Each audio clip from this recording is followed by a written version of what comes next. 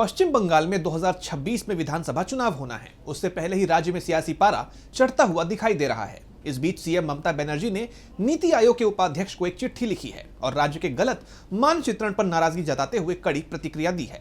तो क्या कुछ कहा है सीएम ममता बनर्जी ने, जानने के लिए देखिए ये रिपोर्ट। पश्चिम बंगाल की मुख्यमंत्री ममता बनर्जी ने नीति आयोग पर गंभीर आरोप लगाया है।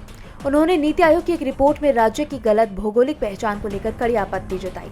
सीएम ममता ने नीति आयोग के उपाध्यक्ष को एक पत्र लिखा और उन्होंने नाराजगी जाहिर करते हुए माफी की मांग की। ममता बनर्जी का कहना है कि नीति आयोग ने पश्चिम बंगाल की जगह बिहार का नक्शा दिखा दिया है। ये पश्चिम बंगाल राज्य की पहचान और गरिमा का अपमान है।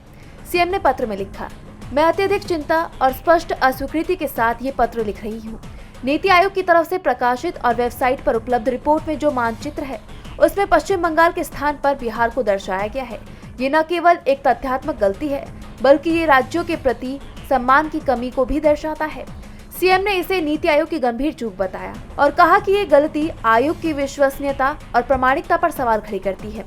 सीएम ने आयोग से 4 प्रमुख मांगे की, जिसमें उन्होंने कहा कि स्पष्टीकरण जारी किया जाए, बिना शर्त माफी मांगी जाए, रिपोर्ट में तुरंत सुधारात्मक कार्रवाई की जाए और भविष्य में ऐसी गलतियों से बचने के लिए मजबूत गुणवत्ता नियंत्रण तंत्र स्थापित किया जाए।